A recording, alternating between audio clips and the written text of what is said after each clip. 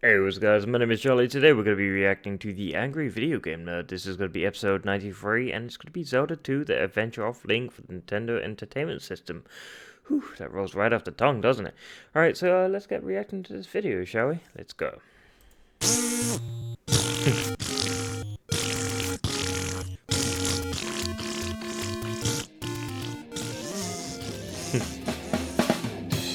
He's gonna take you back to the past to play the shitty games that suck ass. He'd rather have a buffalo take a diarrhea dump in his ear. He'd rather eat the rotten asshole of a roadkill skunk and down it with beer. He's the angriest gamer you've ever heard. He's the angry Nintendo nerd. He's the angry Atari Sega nerd. He's the angry video game nerd.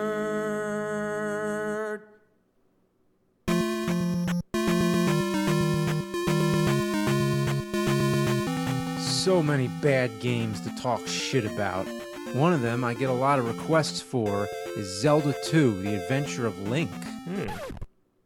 Really? That's a bad game? I thought it was pretty good. I mean, look at it. It's gold. But it's a mixed opinion kind of thing. Some people love it, some people hate it. With the first Zelda, I think everyone agrees it's a masterpiece. Sure, maybe there's some weird stuff in it. I don't know why one of the labyrinths is shaped like a swastika or why the enemy names are so random. What do you call that? A rabbit's head? Wrong. A Pole's voice. Pole's voice? What's that? A mummy? Mummy, yeah. Gibdo. Gibdo. What's that? A ghost? Guinea. Guinea. What's that? Well, it's kind of like... What? It's Wow. called a like? Yeah, I'm not making this up. This is all coming straight from the manual. Wow. What do you call that? A snake?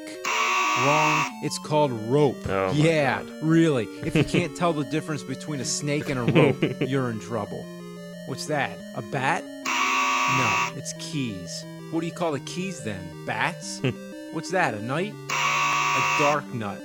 Well then what's that? A Geiger councilman? Oh, a rock. What's that? A spider? A tektite. Tektite. Now what the fuck is a tektite? Is that even a real word? Let me look it up. Yeah, it is. Tektite. Any of several kinds of small glassy bodies in various forms occurring in Australia and elsewhere, now believed to have been produced by the impact of meteorites on the Earth's surface. Yeah. Or a spider. Well, fuck. Let's move on to Zelda 2. It's been a while since I played this. Is it good? Is it bad? Let's get to the bottom of it and see how well it holds up today. Well, the overhead world does kind of suck. Everything looks like a block, Link is so minuscule and looks like a little gnarled green turd. But also, he manages to be larger than the houses. Wow. How does that explain when he walks into the town? Does he shrink in size? Well, then again, how did Link always carry so many items with him? It's not important. It's a fantasy world where nothing makes sense. The most common generic criticism I've heard is that the game is a side-scroller, for the most part, and none of the other Zelda games were like that. Well, think back to when it first came out. There were only two Zelda games. One was an overhead view, and the other was a side-scroller, mostly. So there is no real standard yet. The annoying part is that you can't fight anything on the overhead view. These generic cookie-cutter enemies pop out of nowhere, and if they touch you, it brings you to a short battle screen. This is a good chance to rack up on experience points. But most of the time, you're just trying to get from one place to the next, and you have to keep stopping to fight these bastards. The enemies you fight and layout depend on where you got caught. If you got caught on a grassy field or in the middle of the woods, it's always different. You might get swarmed with enemies, or you might have it so easy there's no point at all. Like here, all I gotta do is dodge these fuzzy fuckbutts and leave. It gets old quick, but if you think about it, it's not as bad as Final Fantasy VI, that is 3 on Super Nintendo. Here, you can't even see what hits you. That's as random as you can get, but hey, that was a great game. I know a lot of RPGs like that, but I guess that's not what most gamers expected from a Zelda game. There's no Ganon either, or at least not until you die. Well, this is the only direct sequel to the original game. Zelda's in a sleeping spell, and Ganon's been killed, turned into red ash. Now, supposedly the other villains are trying to resurrect him by using the blood of Link, similar to the Hammer Dracula films where they always mix somebody's blood into Dracula's ashes. So it's kind of disappointing that the only time you see Ganon is when the game's over. Not to mention, what's that look like? Could he possibly be holding his sword in a more suggestive position? The object of the game is to go into towns, learn magic spells, and go to palaces. In each palace, you find a new item and defeat a boss. I've heard some rumor that if you defeat the boss before getting the item, the palace will turn to rock and you won't be able to get the item. But as far as I'm concerned, that's not true at all. The palace only turns to rock after you've completed everything. One thing I can say is that this game is hard as shit. I think we can all agree with that. That doesn't mean the game's bad. Challenge is a good thing, but challenge should be given to the player in increments, meaning a game should gradually get harder as it progresses. And that's where Zelda 2 dropped the ball. The first 2 levels are pretty easy, but then it hits you with Death Mountain. Holy fuck. It's the most difficult part of the game, and there's no fucking around. You gotta go right through it early on. These red lizard dudes are on super steroids. Even if you manage to jump over them, they throw their axe. Ah, shit.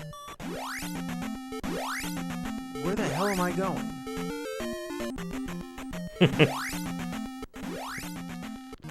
Oh, god damn. Shouldn't they have put this part at the end of the game? I mean, what could be more dangerous than Death Mountain? They got it all mixed up. That's not to say the later stages aren't hard, but by then you've gained more health, your sword's stronger, and you have all kinds of helpful magic spells to get you through. But here, you're like a 4-year-old trying to fight Hulk Hogan. So before you can even try to face Death Mountain, you have to go mess about, fight random enemies, get experience points, and power up all your shit. You gotta get the pee bags. What are pee bags anyway? Piss bags? That's right, Link collects bags of piss. Wow. And even when you're all powered up, you're lucky if you make it through Death Mountain. And the fun doesn't stop there. You get the hammer, break the block, and look for the secret grave that leads to level 3. Just to get punished some more. Ah, you piece of dog shit. Fuck you. Back at the beginning. Oh, that's nice. Now I gotta walk all the way back to the palace. In every other Zelda game, if you die in one of the palaces or labyrinths or dungeons or whatever, it will start you at the entrance. But here, they decided, fuck you. You die, you go all the way back to square one. Assholes. Of course, I have to mention the towns. It's so peaceful. Yeah, you need a break from all that madness. But the townspeople aren't really that helpful. Hello? Why even include a character in the game that has nothing to say? Most famous is this guy.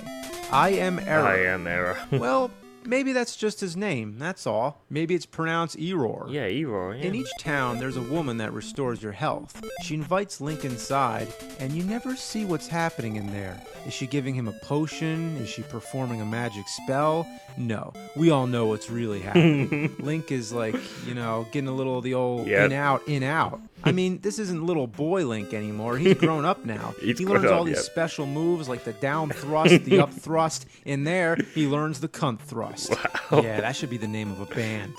But really, Link deserves to get some because of all this hell he goes through. He's not going to get any from Zelda. Well, then again, she's in a sleeping spell. What was Link doing there in the first place? Oh, no. Link's a poonhound. Wow. Another thing that's fun about the towns is that you can jump on the roof. Yeah, that's fun. Watch this, I'm going to turn into a fairy. Wait, that's not supposed to happen. Maybe I shouldn't have done that. What the hell? Villages! Oh god. You like them? No. Let's see what happens if I go up here and turn into a fairy. I fell through the floor? I fell through the floor, through the floor, through the floor, floor. I don't want to go through the floor. But then again, what do you expect if you turn to a fairy when you're high? High up or high on drugs, either way, you'll see glitches. Do these skulls ever die? Wow. Don't they die? You'll kill your thumbs faster than you'll kill this thing. It'll take about 50 hits.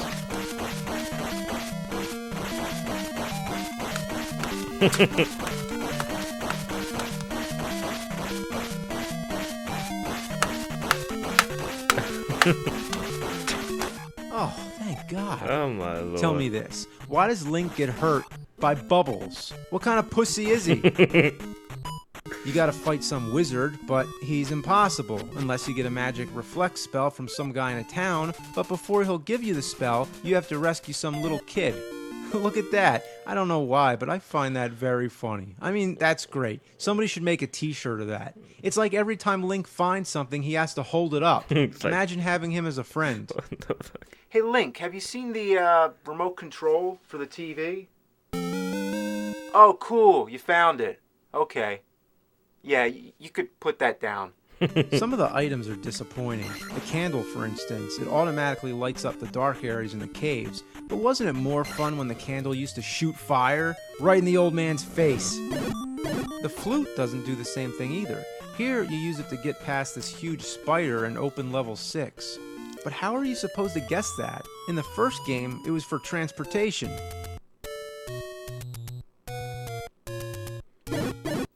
What the fuck? Oh, and I hate these horse heads. The way they move up and down, it reminds me of the Medusas in the Castlevania games. Yeah, anything with a pattern like that. These games gave me so much stress as a kid, I developed a psychological complex. Whenever I see wavy lines, I get fucking pissed.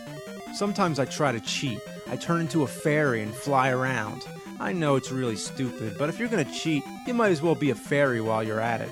It doesn't work that great anyway. You never have enough magic to do it, and there's a wall. Damn!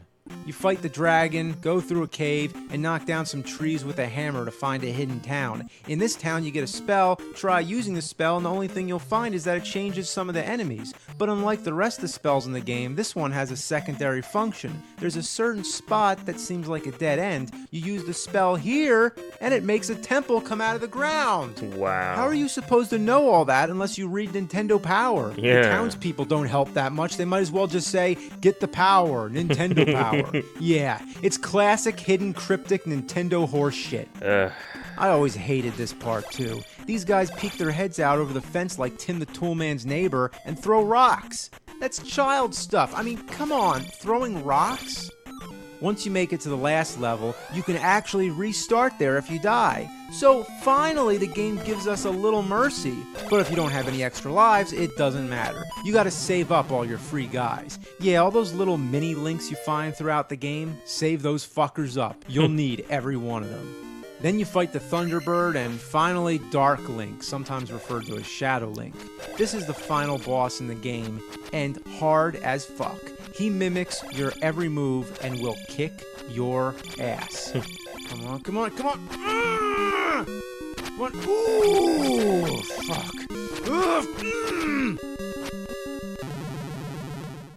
Well, it's impossible. I'd have better luck trying to fight my own shadow. You motherfuckers, come on! God damn!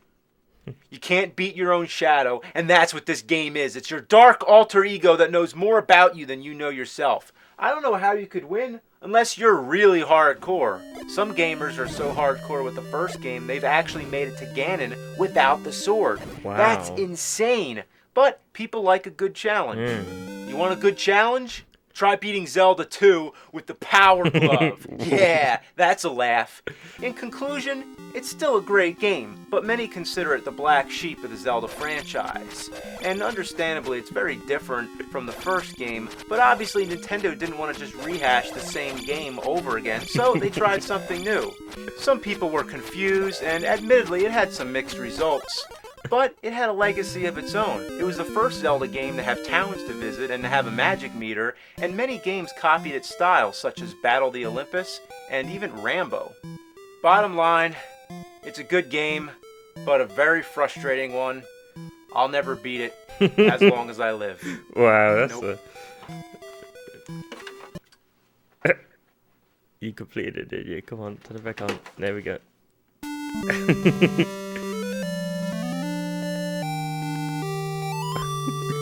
That's the power glove. Let's pause it there. Yeah, I wish the power glove really worked like that. Unfortunately, the power glove was a piece of shit. So yeah, that was a good episode. I loved that. That was a really good episode. So if you like this video, make sure to give a like. Comment down below if you want me to react to anything else. And I'll see you guys in the next video. Peace. Make sure to subscribe to my channel. Peace.